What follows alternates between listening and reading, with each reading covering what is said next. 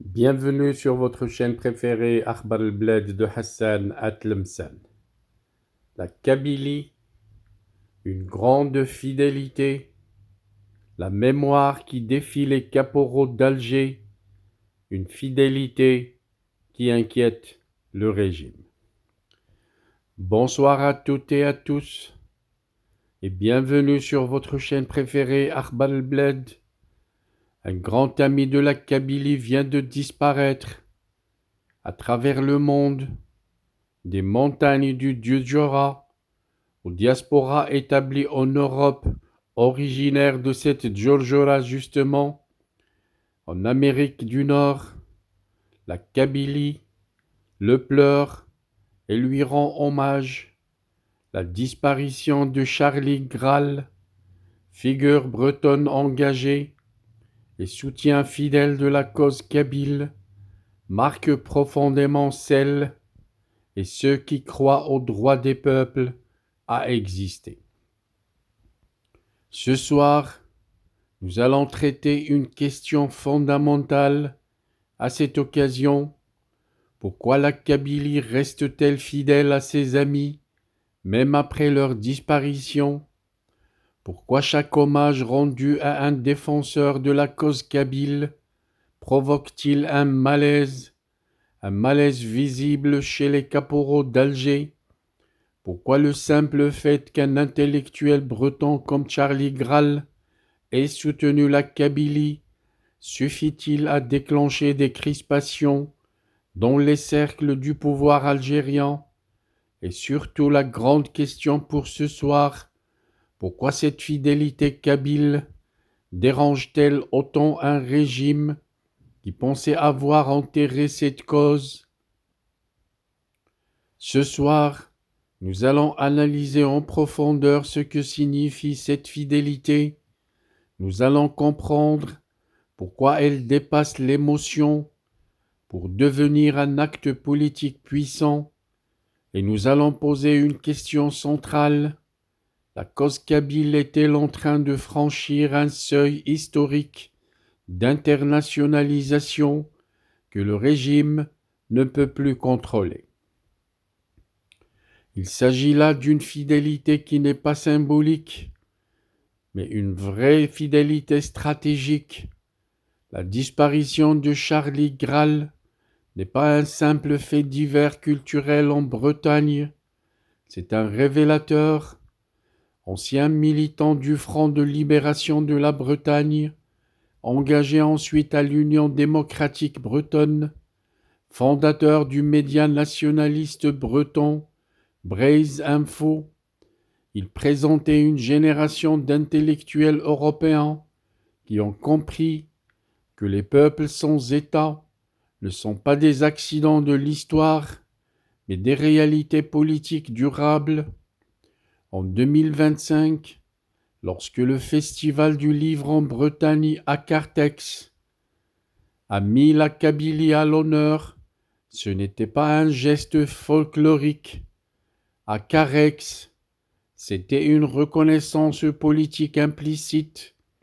Et là se trouve le problème pour Alger, car le régime a toujours tenté d'enfermer la question kabyle dans une narration interne, une simple affaire régionale, une manipulation extérieure, une minorité agitée.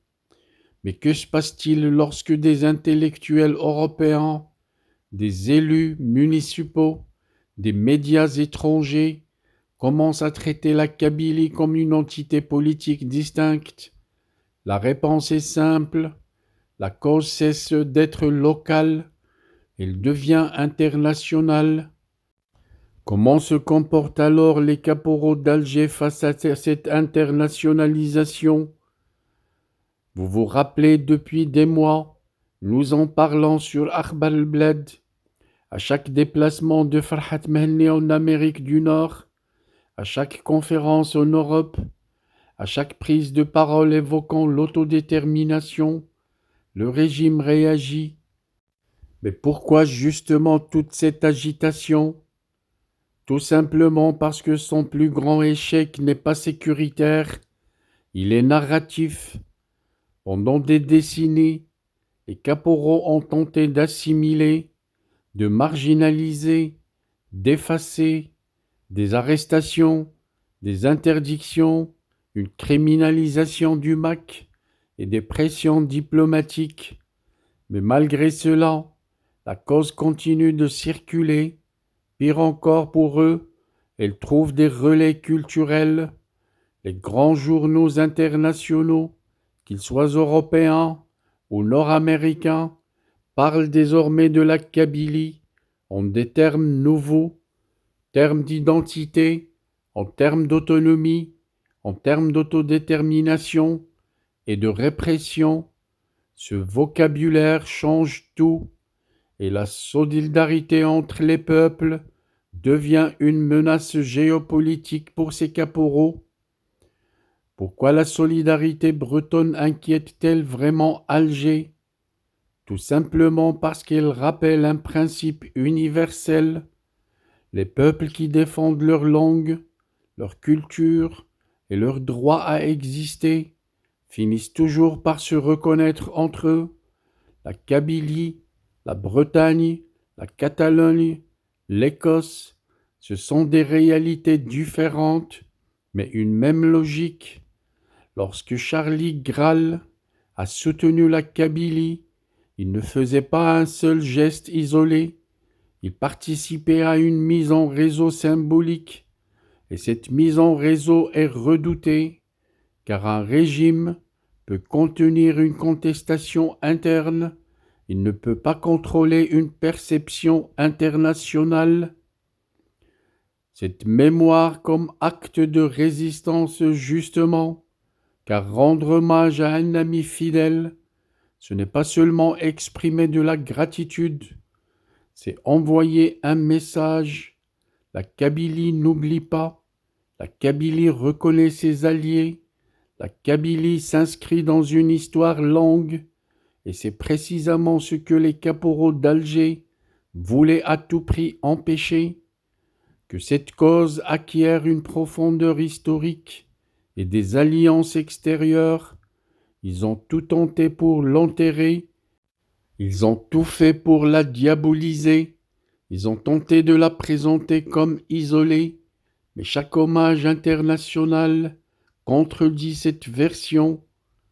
La grande question à se poser, le point de non-retour, l'avons-nous atteint dans cette cause kabyle?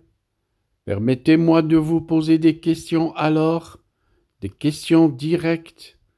La cause kabyle a-t-elle atteint un stade où son internationalisation devient irréversible? Et le régime peut-il encore empêcher cette dynamique? Les alliances culturelles d'aujourd'hui préparent-elles des reconnaissances politiques de demain? Sommes-nous à l'aube d'un basculement diplomatique progressif? Réfléchissez-y et répondez sur des commentaires. L'histoire montre que les grandes transformations commencent toujours par des gestes symboliques. Ce que redoutent les caporaux exactement, ce n'est pas un hommage, c'est la normalisation du discours kabyle sur la scène internationale, c'est le fait que progressivement, la Kabylie soit évoquée comme un sujet politique légitime, et plus cette légitimité avance, plus la stratégie de répression apparaît comme une faiblesse. Chers abonnés, la Kabylie reste fidèle à ses amis, et cette fidélité est une force.